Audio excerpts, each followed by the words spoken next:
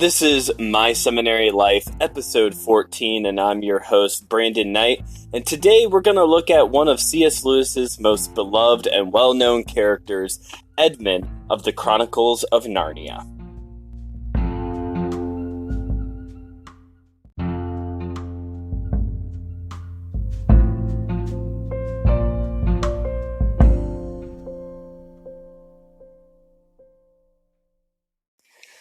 Well, hey everyone, sorry we're late in putting this episode out.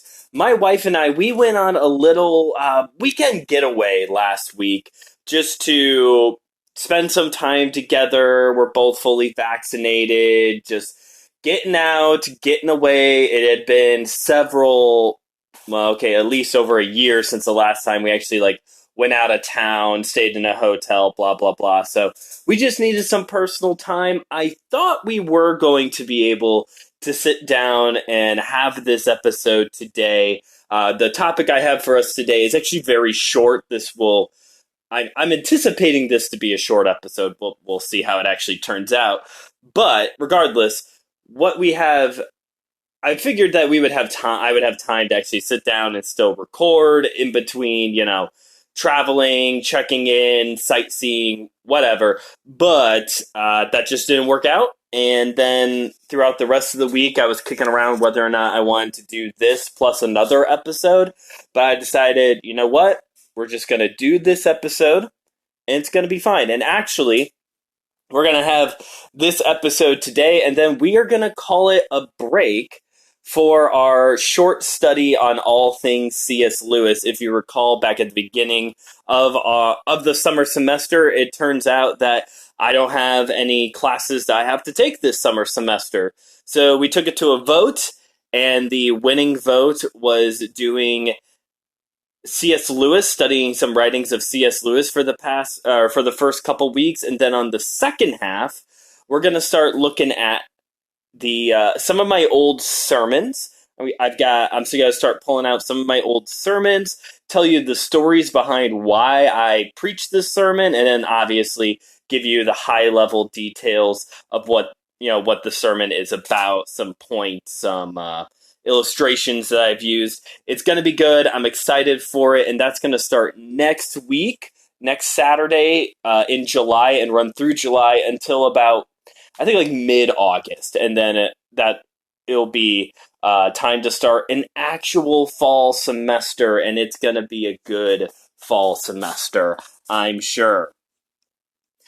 But regardless, for our final C.S. Lewis discussion, I want to talk about one of the most well-known and most well-recognized characters in C.S. Lewis's fictional library, and that is, of course, the character of Edmund.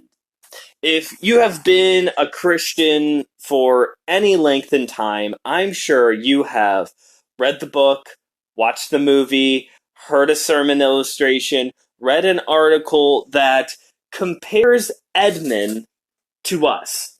That compares how Edmund is in The Lion, the Witch, and the Wardrobe to how we are before knowing Christ as Savior. If you're unfamiliar with the story, here's the kind of the run-up into it. Edmund is a brat. He is one of 4 children, Peter, Susan, Edmund, and Lucy. They're sent away to live in the countryside during World War II. And Edmund is just a brat. He is just that snot-nosed, kind of middle child kid who's getting into trouble, always challenging the authority of his oldest brother, all that typical sibling dynamic stuff. When the children get into, through a series of events as the children are exploring Narnia, Edmund falls into the sway of the White Witch, and eventually Aslan offers himself in exchange for Edmund. And this is the great Christ narrative that runs throughout The Lion, the Witch, and the Wardrobe, of Aslan being the redeemer for Edmund. Jesus Christ redeeming us, offering himself in our place. The White Witch kills Aslan, but Aslan comes back to life. And then as the story continues to unfold, uh, the children eventually become kings and queens of Narnia. They grow into adults, but eventually end up back through the wardrobe into what would have been present day England, back as children. And the only other thing that really shines a light on Edmund after the redemption, after Aslan offers himself on behalf of him, is that it is mentioned that Edmund is the one in the great battle between Narnia and Aslan's forces against the White Witch's forces, that Edmund is the one who can get up close enough to break her wand. He gets wounded in the battle, but that is the big heroic moment in Edmund's story arc during The Lion, the Witch, and the Wardrobe. And like I said, if you've been around Christianity long enough, or you've seen the movies, read the books, the sermons, the articles, you have seen and heard the direct parallels. You have seen and heard how we were rebellious against Christ, and just like Edmund, and how Christ willingly offered himself as redemption for us in order to redeem us from the hands of the devil, and Christ paid that price with his life, but comes back to life, and now we belong to him. And it's a great illustration. I am thoroughly convinced that that is the point of The Lion, the Witch, and the Wardrobe. I'm not trying to change your mind on Edmund's story arc in The Lion, the Witch, and the Wardrobe. However, the thing I want to propose here today is that if we are Edmund in The Lion, the Witch, and the Wardrobe, then we are also Edmund in Prince Caspian as well. Claire and I, we have never, between the two of us, we have never read the entirety of the Chronicles of Narnia. I personally, I've never read The Horse and His Boy, The Magician's Nephew, and The Silver Chair. I think I've read all the rest of them. I think I got 4 out of 7. I'm not sure which ones Claire has read, but it's a couple of those middle books that I have never read. And so, as a couple, we are sitting down and we are reading through these books. And for those of you who are curious, yes, we are reading them in the order that they were released. C.S. Lewis was doing the George Lucas thing before George Lucas was cool. So, if you're unaware of this, the Chronicles of Narnia books are not released in chronological order. The Magician's Nephew, which is essentially the creation story of Narnia, as I've been told, that is like the middle book. That was book like 5 or 6 in the lineup. Lewis didn't write these in order. Newer editions of the books are released in chronological order. So if you're reading the chronological order, I believe it is The Magician's Nephew, The Lion, the Witch, and the Wardrobe, The Horse and His Boy.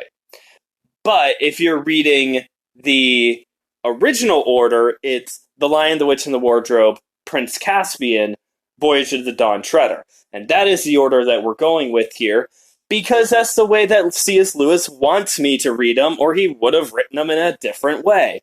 Anyway, and I think it's good that we are reading them in this order, because there's character development here in Edmund that I think it's easily overlooked if you don't go from The Lion, the Witch, and the Wardrobe to Prince Caspian, if you go to Horse and His Boy in between first. I think if you read these two back to back, you gain something about Edmund. And it's this, that Edmund, in the very beginning portions, in the very early on, in the book Prince Caspian, Edmund is clearly different. Edmund is clearly a different person. It's almost like I'm reading a completely different character going from The Lion, the Witch, The Lion, the Witch, and the Wardrobe to Prince Caspian. And it makes sense, right? Like, he's gone off on this big adventure, he's had an experience with Aslan, and now he's different. Not too much time in the real world has passed since their journey in Narnia, but he's gone on this heroic adventure. He's learned a lot. He's grown, and now he's different. He's not this bratty, snot-nosed kid anymore. Instead, he's, you know, I don't want to say that he's like trying to be Peter, but he's more matured. He's responsible. He's thinking about others and not just himself anymore. He has grown up, and it you could say that it's because of this whole experience in Narnia, but I don't think it is. Because when you back up and you look at his siblings, Peter, Susan, and Lucy, nothing has changed. Nothing has changed at all. If I remember correctly, Edmund doesn't have any more like speaking lines in The Lion, the Witch, and the Wardrobe, like roughly halfway through. He's in the book and he may have some lines as an adult, but as a child, after the redemption, you don't really hear too much of Edmund talking anymore. So there's like an entire half a book between the last time Edmund talks and when he starts talking in Prince Caspian. Peter, Susan, and Lucy, we've heard conversations this whole time. They've also experienced Narnia. They've also experienced Aslan, but they're all the same. Coming into Prince Caspian, they're all acting the same. Peter, he's still the strong older brother trying to look after all the younger siblings. Susan still very much has the motherly, overly protective attributes. Lucy still's got that childlike wonder, wants to rush off into adventure, very brave. They've all had the same experience in Narnia, all the same heroic tales. They have had this, this hero's narrative story arc, rise, fall, redemption, but it's Edmund who is so starkly different from the rest of the characters, starting out in Prince Caspian. And I would argue that that is because he had a very specific encounter with Aslan. Edmund was the one, not all of not all of his siblings, just Edmund was the one who faced redemption. He was the only one that got specifically redeemed by Aslan. He had an encounter, a very direct, specific encounter with Aslan, and it changed him forever. All the rest of the hero's narrative, going out, doing going into battle, they all have faced that as children and as adult kings of queens of Narnia. But Edmund had this very specific encounter with Aslan, and it changed his conduct for the rest of his life. And I think this is supported by the fact that this also happens to Eustace.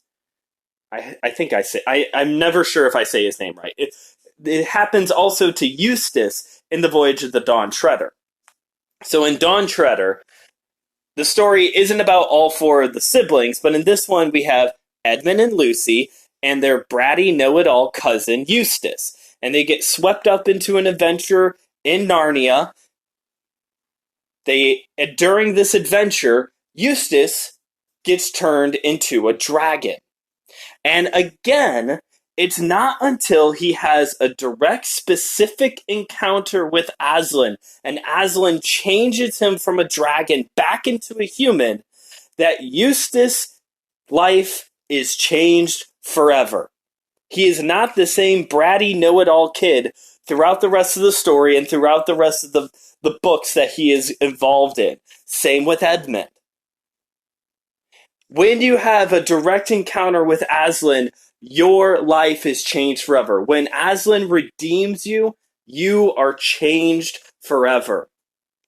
One of my favorite lines in the entire Chronicles of Narnia is when Eustace goes up to Edmund and Lucy after he's turned back into a human, and he apologizes for the way that he's acted. And he says, "I'm sorry for acting so much like an ass." This was a children's fantasy book series written decades ago in Britain. I don't know if you can write that in an American children's fantasy book now. I don't know. I shouldn't make this joke. You know that there is like a very conservative Christian school somewhere out there that with that line has it crossed out and wrote jerk in the margins. Anyway, getting back on track here. The point that I'm trying to make here today is that I don't want to persuade you that we're not Edmund. I just want to say if we are Edmund in The Lion, the Witch, and the Wardrobe, then that needs to continue throughout the rest of the Chronicles of Narnia. That when you have a direct encounter with Aslan, when Aslan redeems you, your conduct changes. Your entire life changes in an instant. You're never the same. And it is the same when we are redeemed by Jesus Christ.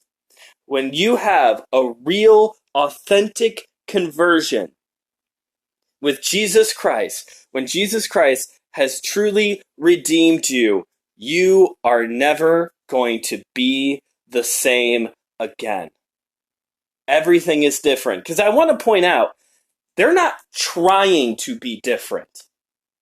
They're not trying, Edmund and Eustace, they're not trying to force their way to, they're going to be good citizens of Narnia now. They're going to be good followers of Aslan now.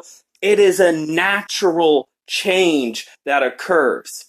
And yes, in real life, there is a process. We talked all about that during our run of episodes on spiritual formation. If you're new to the podcast, I encourage you go check out the first, I think it's like 8 episodes on spiritual formation, talking about how it is a process of abiding in the vine to look more like Jesus Christ. But ultimately, there should be a shift, a difference between how you were before your redemption in Jesus Christ.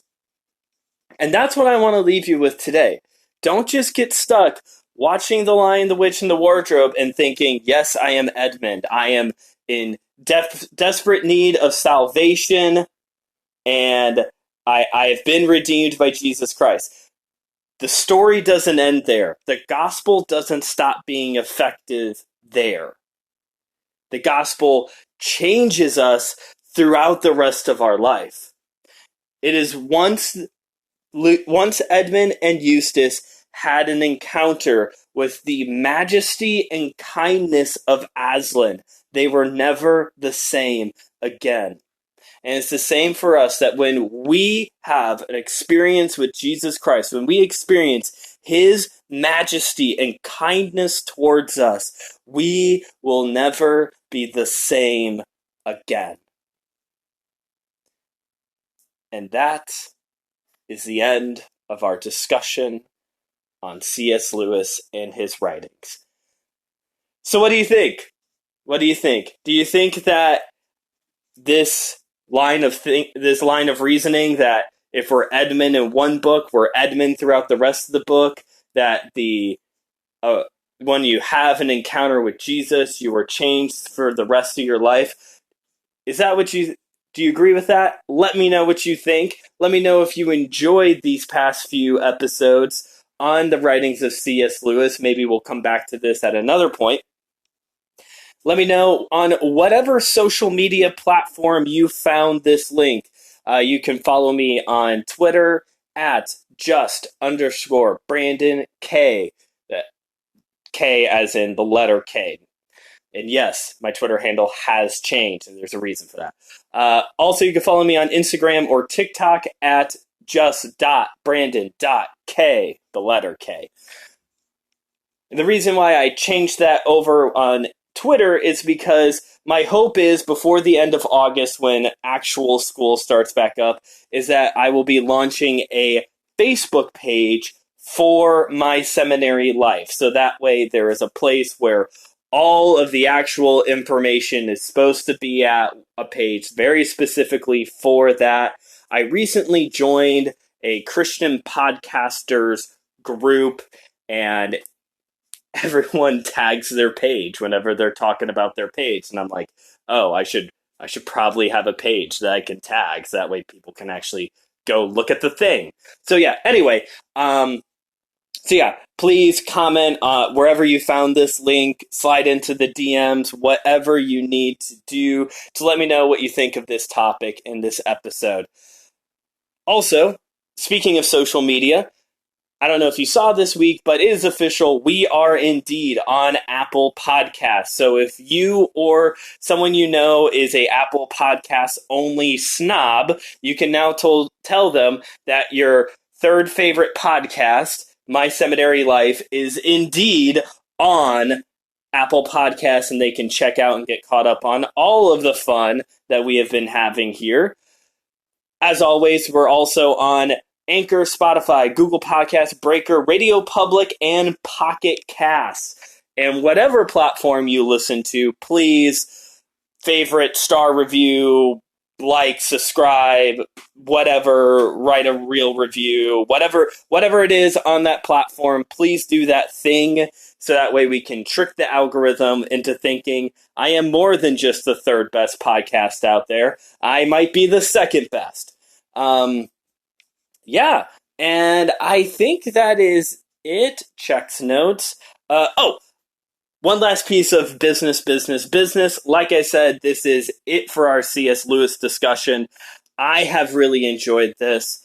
I'd like to do more of it. Let me know, again, if you'd like to hear more of it. This time next year, if my school calendar doesn't shift too much, there will be another open space to do our own fake class. So maybe we can come back to this again. Keep that in mind. Another piece of information, as you remember a couple episodes ago, I think it was in the premiere for the summer, I talked about how if I was to ever start more podcasts, one would be like a C.S. Lewis Inklings themed podcast. And I kind of got to experiment with that here. But the other one would be like a geek theology podcast where I talk about, different geek topics and how our, faith plays a part in it, or how, where we might find Jesus in the discussion, whatever. Simple tease. Stay tuned for more information on that. I can't give away too much right now, but just stay tuned. I'm not sure when I will actually make the announcement for sure, but just hold on to your seats on that one. And that's it. So thanks for listening. I hope you enjoyed this episode. I hope you enjoyed our run of C.S. Lewis. I'm looking forward to next week when we start looking at some of my old sermons. I got a bunch of them picked out already, kind of a chronological order type of thing that I'm going to be doing. It's going to be fun. It's going to be a lot of fun. I've got some good stories. I got some good stories coming. It's going to be very story based, and I'm excited for it. But until next time, friends, keep on studying.